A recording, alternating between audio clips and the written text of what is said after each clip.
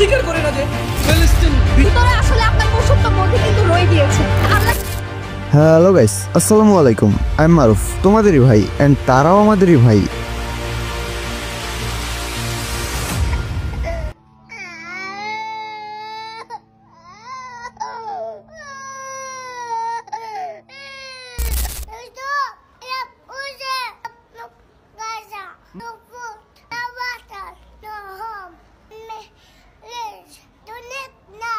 এসব সহ্য করার মতো না, কলিজা ফেটে যায় এগুলো দেখলে। তবে আজকে আমি বলবো না আমাদের এটা করা উচিত ওটা করা উচিত। আমি আজকে 100% তথ্যবহুল এডুকেশনাল একটা ভিডিও দিব তোমাদেরকে। জাস্ট একটা রিকোয়েস্ট থাকবে, পুরো ভিডিওটা দেখে নিও। কেননা এজ এ মুসলিম, আর শুধু মুসলিম না, তুমি যদি একজন মানুষ হয়ে থাকো আর তোমার মধ্যে যদি মনুষ্যত্ব থেকে থাকে, তাহলে তোমার এই বিষয়গুলো পুরোপুরি জানা দরকার আছে।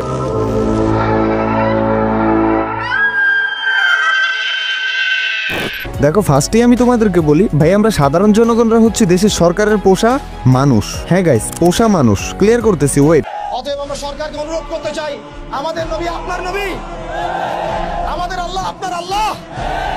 প্রশাসনকে বলতে চাই, আমাদের নবী আপনার নবী, আমাদের আল্লাহ আপনার আল্লাহ।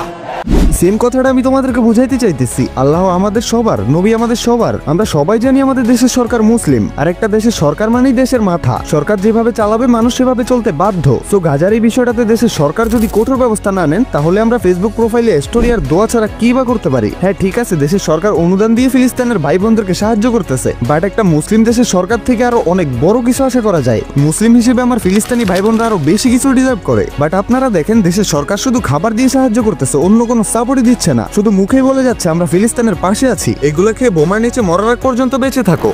আরে এটা কেমন পাশে থাকা? প্রায় 5 থেকে 10 বছর আগে থেকে শুনতেছি সৌদি আরব ফিলিস্তিনের পাশে আছে, ইরান ইসরায়েলকে এবার শেষ করে দিবে, এবার গাজার পাশে আছে মিশর, এবার ইসরায়েলকে পরাজিত করবেই পাকিস্তান। বাট আফসোস, এইসব শুধু শুনতেই হচ্ছে, দেখা হচ্ছে না আমাদের।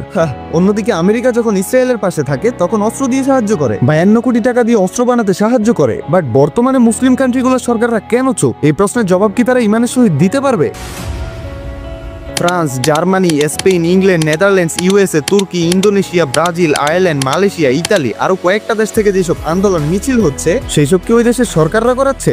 না, সরকাররা কিছুই করতেছে না। আপনারা আমার মতো সাধারণ মানসিকতার ভাই বোনদের জন্য নিজ থেকে একজোট হয়ে আন্দোলন করতেছে। দেশের সরকার এগুলো করতেও বলে নাই। দেশের সরকাররা এসব নিয়ে কোনো বড় পদক্ষেপও নিচ্ছে না। ফিলিস্তিনকে সাহায্য করতে হলে প্রত্যেকটা মুসলিম দেশের সরকারকে একজোট হয়ে প্ল্যান করতে হবে। মুসলিম দেশগুলোর মাথায় একসাথে হয়ে গেলে ইসরায়েলও ভয় পেতে বাধ্য। তখন তারা যুদ্ধ ছাড়াই ফিলিস্তিনকে মুক্ত করে দেবে ইনশাআল্লাহ। বাট তারাই যদি চুপ থাকে, তাহলে আমাদের কিছু করার নাই, শুধু আল্লাহর কাছে দোয়াই করতে পারবো। কারণ ভাই, আমরা সাধারণ মানুষ ফিলিস্তিনে যাইতেও পারবো না, যুদ্ধও করতে পারবো না, কারণ আমাদেরকে সরকার সেই ব্যবস্থা করে দিতেছে না। গাইস, এবার চলো জামশেদ মজুমদারের বিষয়টা ক্লিয়ার করি। তার আগে আবারও তোমাদেরকে একটা কথা বলি ভাই, এই ভিডিওটা কোনো নর্মাল ভিডিও না। আমার কথাগুলো তোমাদের কাছে রাইট মনে হইলে ভিডিওটাতে লাইক করো, যত পারো কমেন্ট করো, আর শেয়ার করে ভাষায় দাও। ভিডিওটা ভাইরাল করার দায়িত্ব তোমাদের। এইসব তথ্য পুরো মুসলিম বিশ্বের জানা দরকার। বিজয় হবে ইনশাআল্লাহ, সত্য বিজয় হবে ইনশাআল্লাহ।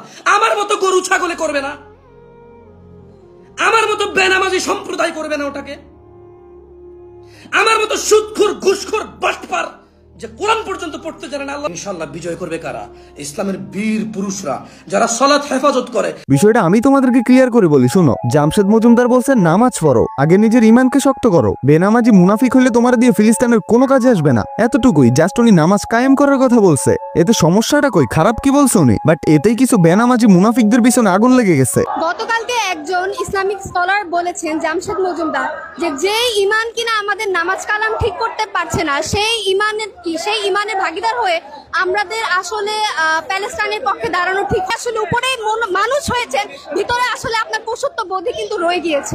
যদিও তুমি গালির যোগ্য, তবু আজকে গালি দেওয়ার কোনো মোডই নাই। সুন্দর করেই বলি, শোনো বোন, তোমার উপর পর্দা ফরজ হয়েছে, জিহাদ না। সবার আগে তোমার পর্দা করাটা ফরজ। তুমি সেটা না করো, অন্য একজনের বোকার মতো দোষ দিতেছো, যেখানে কিনা তোমার মতো মেয়ে জামশেদ মজুমদারের বিরুদ্ধে কথা বলার যোগ্যতাও রাখে না। আর তুমি তো তাকে বিনা দোষে দোষী করতে চাইতেছো। আমি বুঝতেছি না তোমাদের এত জলে কেন। নামাজের কথাই তো বলছে, এতে তার কোনো লাভ আছে নাকি? এটা বলার জন্য সে কোনো টাকা পাবে? জিহাদে থাকা অবস্থায় নামাজ ফরজ করা হয়েছে, আর তুমি এখানে মুক্ত থেকেও নামাজ আদায় করতেছো না। আবার সেটা পালন করার জন্য তোমার তোমাকে বলা হলে তুমি বাজেভাবে রিয়েক্ট করতেছো। তো বলো, তুমি যদি তোমার ইমানের শক্তি দিয়ে নামাজটাই না পড়তে পারো, তাহলে তুমি কোন শক্তি দিয়ে ইসরায়েলের বিরুদ্ধে জিহাদে যাবা? যে ইমান তোমাকে মসজিদে নিতে পারে না, সেই ইমান কিভাবে ইসরায়েলের বিরুদ্ধে তোমাকে জিহাদের ময়দানে নিয়ে যাবে? তুমি যদি আল্লাহর বিধান না মানো, আল্লাহর দেওয়া ফরজ আদায় না করো, তাহলে তুমি কেমন মুসলিম? জাস্ট ক্লিয়ার করে একটা কথা বলতেছি, জামশেদ মজুমদার যা বলছেন অবশ্যই সঠিক বলছেন। উনি নামাজ পড়তে বলছেন, নামাজটা আদায় করেন। তার এই কথাকে ঘুরিয়ে পেঁচিয়ে তার বিরুদ্ধে যাওয়ার কোনো মানেই হয় না। নামাজ না পড়লে তো আপনি মুনাফিক, আর মুনাফিককে ভালো বলতে গেলে তো আপনার জ্বলবেই। নামাজ পড়েন না তো চেষ্টা করেন 1 ওয়াক্ত 2 ওয়াক্ত এরকম করতে করতে পুরোপুরি চলে আসবে। বাট কেউ আপনাকে নামাজের কথা বললে আপনি তার বিরুদ্ধে চলে যাবেন, এটা কেমন কথা ভাই? আপনি তো মুসলিম।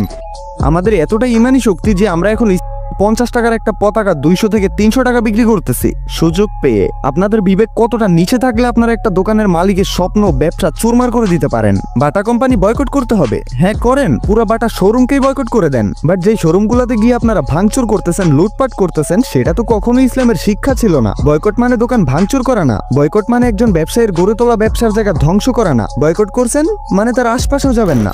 আপনারা কতটা নির্লজ্জ হলে এমন করতে পারেন? বাটা শোরুমে গিয়ে আপনাদের উদ্দেশ্য ছিল জুতা চুরি করে আনা।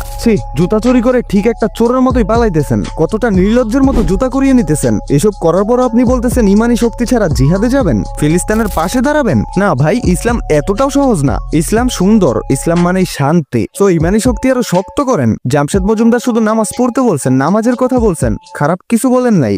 তো গাইস, তেমন বেশি কিছু আজকে তোমাদেরকে বলি নাই। মনের মধ্যে যা ছিল তার কেবল 20%ই তোমাদেরকে বলছি। ভিডিওটা অনেক লং হয়ে যাবে, তাই আজকের ভিডিওটা এখানেই থাক। তবে আমার একটা কথাও আপনাদের কাছে সঠিক মনে হইলে একটা লাইক দিয়ে চ্যানেলটা সাবস্ক্রাইব করে দিবেন, আর শেয়ার করতে ভুলবেন না কিন্তু, কারণ এই ভিডিওটা ভাইরাল করার দায়িত্ব আপনাদেরই। এন্ড প্রচুর পরিমাণে কমেন্ট করতে থাকেন ফ্রি ফ্রি ফিলিস্তিন, ফ্রি ফ্রি ফিলিস্তিন। তো আজকের জন্য টাটা, ভেরি সুন আবারও ব্যাক করতেছি তোমাদের মাঝে নতুন কোনো ভিডিও নিয়ে। ততক্ষণ পর্যন্ত চিল থাকো তোমরা। আসলে তুমি করে বলতে আমি কমফোর্ট ফিল করি, এন্ড অলওয়েজ তুমি করেই বলি। বাট আজকের ভিডিওটা কারোর জন্য নির্ধারিত ছিল না, আজকের ভিডিওটা সবার জন্য, বাচ্চা থেকে দাদু পর্যন্ত। তাই মামা চাচা আর দাদুদেরকে তো আপনি করে বলতেই হবে। যাই হোক, আসসালামু আলাইকুম।